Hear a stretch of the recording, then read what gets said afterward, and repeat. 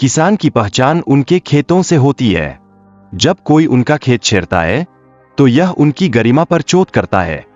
किसान अपने परिवार की भलाई के लिए अपनी जमीन को बचाने में जुटे रहते हैं। यह उनके लिए एक अमूल्य संपत्ति है। शैला एक लड़की के रूप में अपने परिवार में सही स्थान पाने की चुनौती का सामना करती है। गांव में महिला उपनिरीक्षक की नियुक्ति के बाद पुरुषों की प्रतिक्रियाएं और पूर्वाग्रह सामने आते हैं। यह स्थिति तनावपूर्ण हो जाती है। गांव वालों का प्रशासनिक कार्यों के प्रति अविश्वास और स्थानीय नेता श्री प्रकाशम का प्रभाव स्पष्ट है। वे अदालत में हस्तक्षेप पर आमादा है। महिला उपनिरीक्षक का अपने कर्तव्यों के प्रति दृढ़ता और स्थानीय लोगों की असहमति का संघर्ष सामुदायिक बदलाव का प्रतीक बनता है। समारोह के खाने की तुलना मृत्यु भोज से की जाती है, जो भोजन की विशेषता और स्वाद को दर्शाता है। गांव में झगड़े और अफवाहों की वजह से पिछले 2 वर्षों से मेले का आयोजन ठप पड़ा है। यह गांव की सामाजिक स्थिति को बयां करता है। गांव का भूतपूर्व प्रमुख समारोह को लेकर चिंतित है और लोगों से सहमति प्राप्त करने की कोशिश कर रहा है। यह गांव के सामूहिक विश्वासों का प्रतीक है।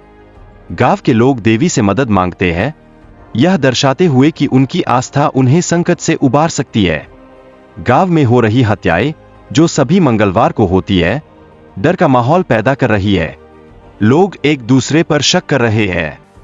गांव में चल रही अफवाहों और नामों की दीवार पर लिखावट से स्थिति और भी जटिल हो गई है, जिससे हत्या की साजिश का संदेह बढ़ रहा है।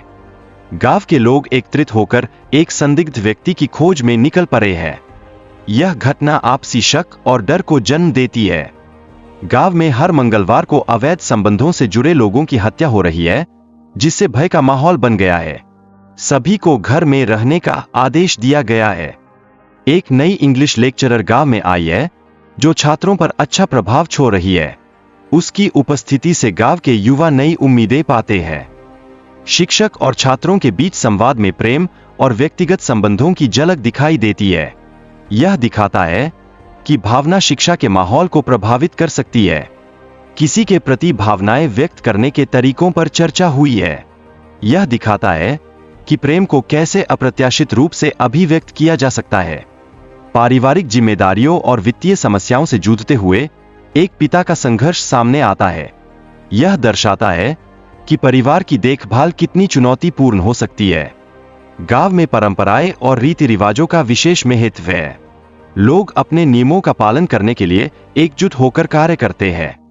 एक युवा लड़की को अपने व्यवहार के कारण गांव से निकाला जाता है, जो बताता है कि सजा का क्या प्रभाव होता है।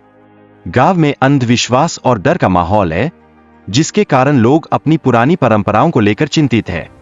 सैलू की समस्या के पीछे कई कारण हो सकते हैं, जैसे बचपन में दुर्व्यवहार और मानसिक तनाव।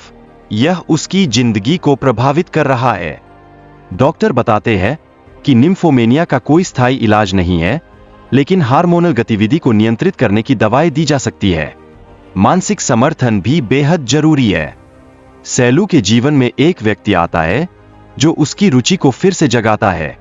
यह व्यक्ति उसके लिए एक नई उम्मीद बन जाता है।